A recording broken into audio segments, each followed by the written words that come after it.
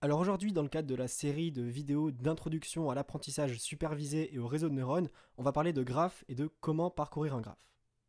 Alors tout d'abord, et bien évidemment, qu'est-ce qu'un graphe? Formellement, décrire un graphe, c'est donner un ensemble de sommets S et un ensemble d'arêtes A. Par exemple, dans ce graphe, on a 6 sommets, donc l'ensemble S est assez simple, et pour l'ensemble A, eh bien, on y range dedans toutes les liaisons du graphe, on parle d'arêtes. Par exemple, le couple 1,5 appartient à A, cela signifie qu'une arête relie les sommets 1 et 5. On dit alors que 1 et 5 sont voisins. Alors notez que en fait, la représentation graphique d'un graphe n'est pas du tout importante. Il en existe d'ailleurs énormément de différentes pour un graphe donné. Ce qui compte vraiment, ce sont les sommets et avec qui ils sont reliés.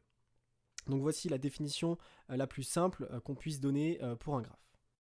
Alors toujours dans les définitions, on dit qu'il existe un chemin entre deux sommets si on peut en quelque sorte naviguer du premier sommet jusqu'au second par une suite d'arêtes. Ici par exemple, il existe un chemin qui relie les sommets 5 et 6.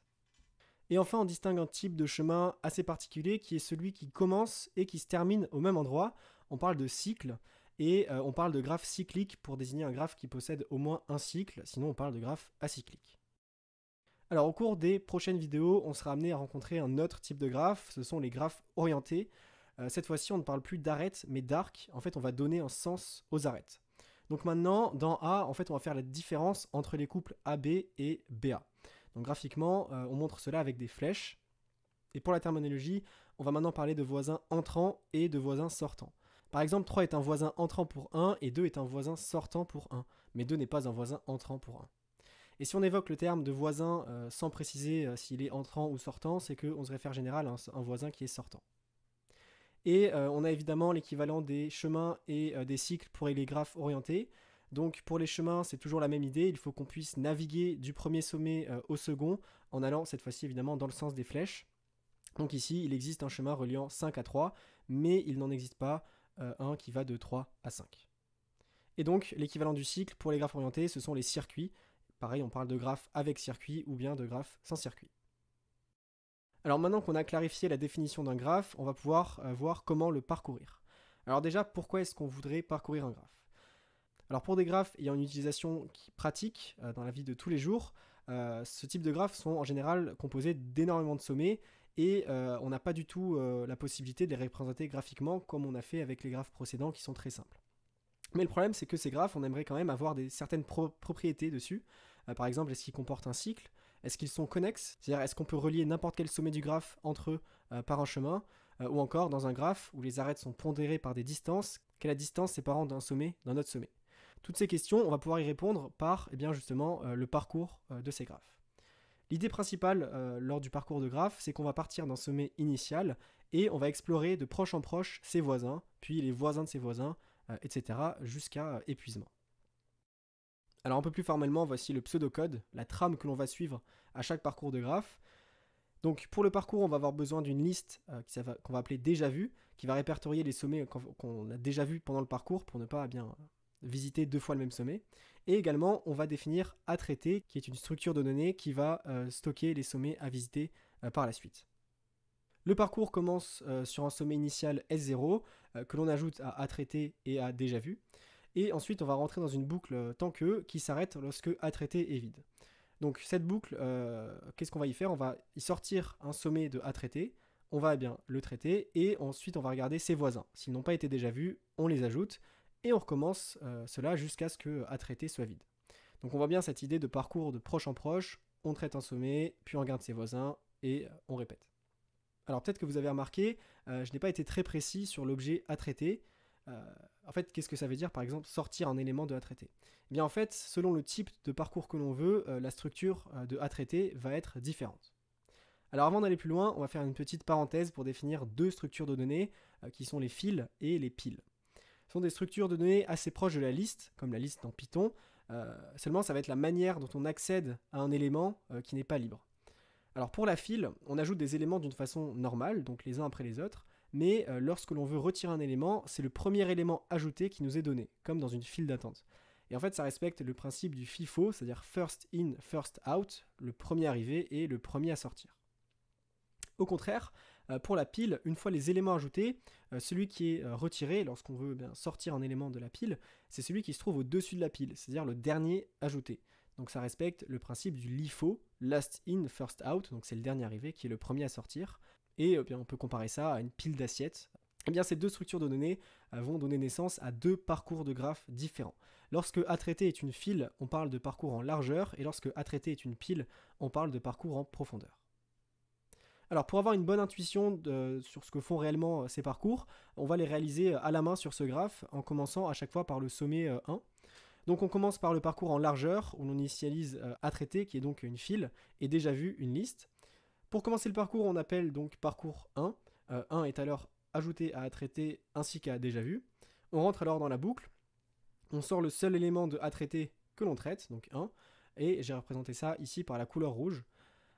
Et ensuite, donc, on va regarder les voisins de 1, qui sont ici 4, 3 et 6, et ils vont tous être ajoutés à A traité et à déjà vu, puisqu'ils ne sont pas présents en déjà vu.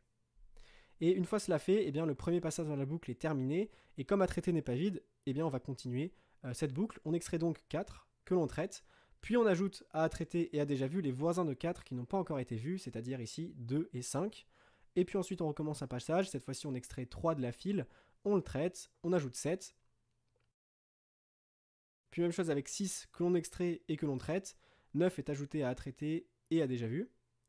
On sort ensuite 2 de A traité, on ajoute 8 puisque 4 et 7 sont présents dans déjà vu.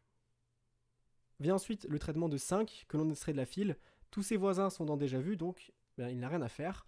Et même chose lors du traitement de 7, de 9 et enfin de 8. La boucle tant que s'arrête puisque cette fois-ci A traité est vide, et voilà, on a fini le parcours en largeur de ce graphe. Alors évidemment, l'utilité de cet algorithme vient du traitement que l'on fait sur chaque sommet. Ce qu'on a fait ici, c'était juste pour montrer le fonctionnement du parcours en largeur et l'ordre dans lequel les sommets sont traités. Alors on va maintenant procéder au parcours en profondeur de ce graphe. Cette fois, A traité est une pile. On va commencer par appeler donc parcours 1. 1 est ajouté à la pile et à déjà vu. On rentre dans la boucle, on extrait 1 de A traité et on le traite. On regarde ensuite ses voisins, donc 4, 3 et 6 vont être ajoutés à A traité. Et puis on rentre dans le deuxième passage de la boucle, on dépile 6 de A traité que l'on traite, et on va empiler sur la pile 9 le seul voisin de 6 qui n'est pas encore présent dans déjà vu. Et ensuite, nouveau passage, on va dépiler le dernier élément empilé, donc c'est-à-dire ici 9, que l'on va traiter, et on va ajouter donc ses voisins qui ne sont pas dans déjà vu, c'est-à-dire 5, on va l'ajouter donc à déjà vu et à la pile. Ensuite, nouveau passage, on va dépiler 5, on va le traiter, et tous ses voisins étant déjà dans déjà vu, on ne va en fait rien faire.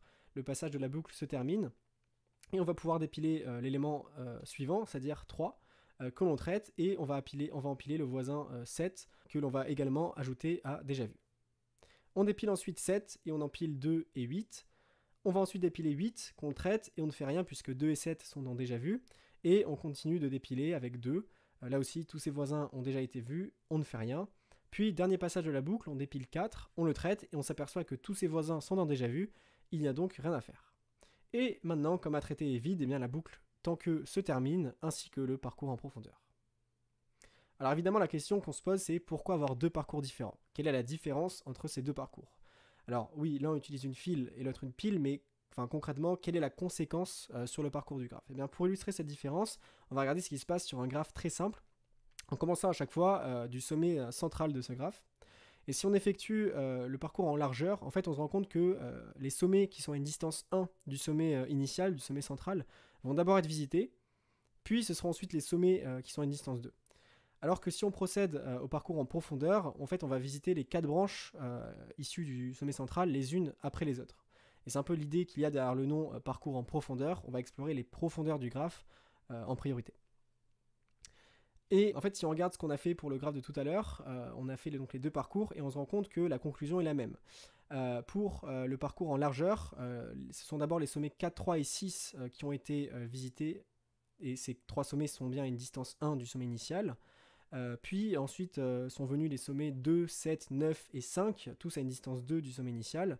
Puis enfin a été visité le sommet 8, qui a lui à une distance 3 du sommet initial. Donc en fait on parcourt les sommets dans l'ordre croissant de la distance par rapport au sommet initial.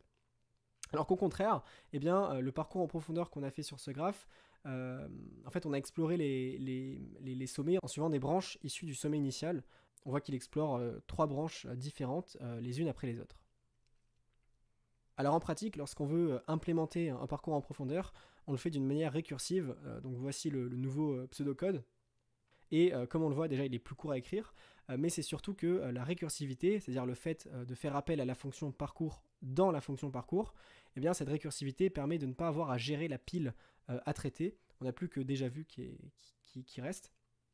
Et en fait, on va voir que ça, ce n'est pas anodin, puisqu'en fait, derrière la récursivité, il se cache en réalité une pile qui est gérée automatiquement par Python.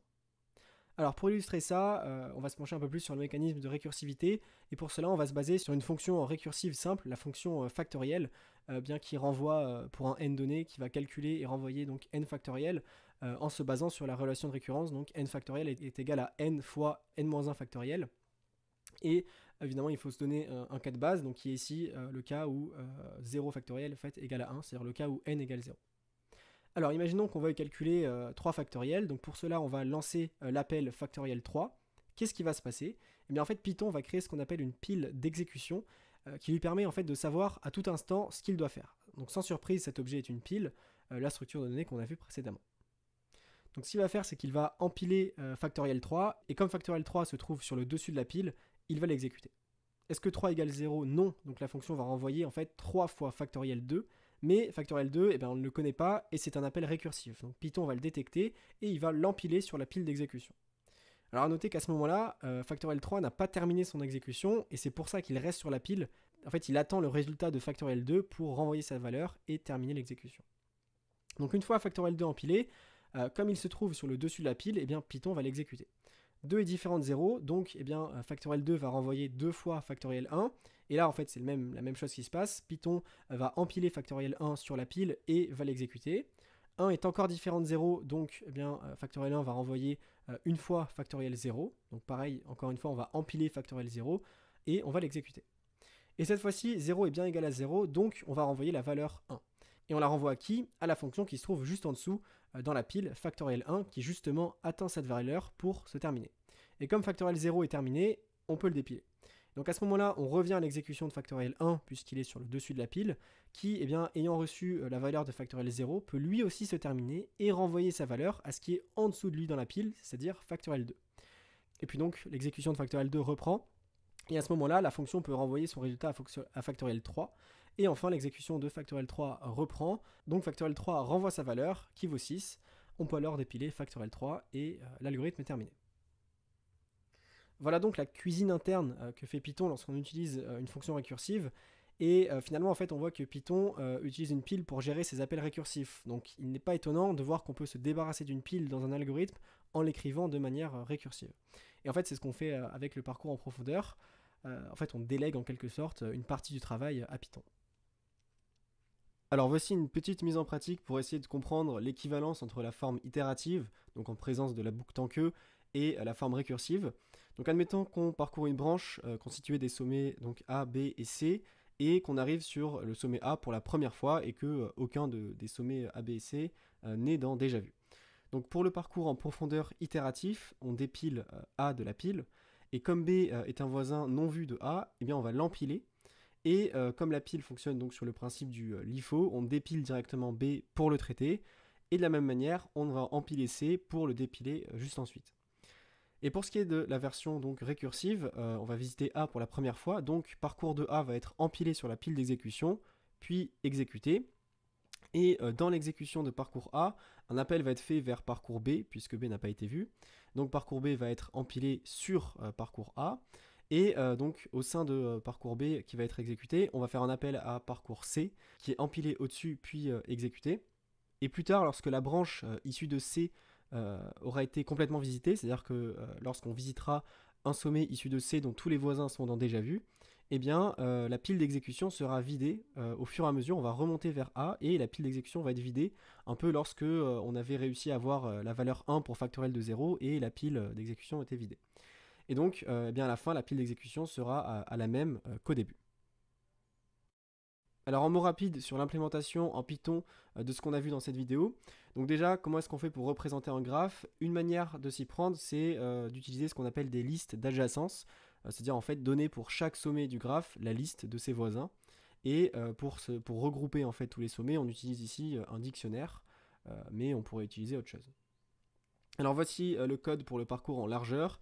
On reconnaît assez clairement le pseudocode qu'on a vu tout à l'heure, avec un petit peu de syntaxe particulière pour en fait, transformer une liste Python classique en une file, en fait, pour qu'une liste ait le comportement d'une file tel qu'on l'a vu.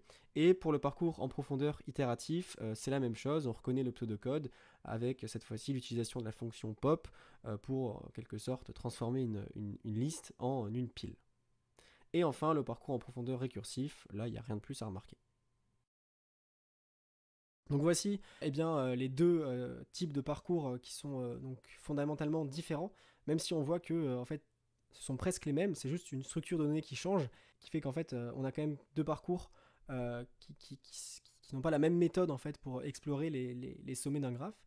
Et on va voir que notamment le parcours en profondeur va nous être utile par la suite pour faire ce qu'on appelle un tri topologique d'un graphe.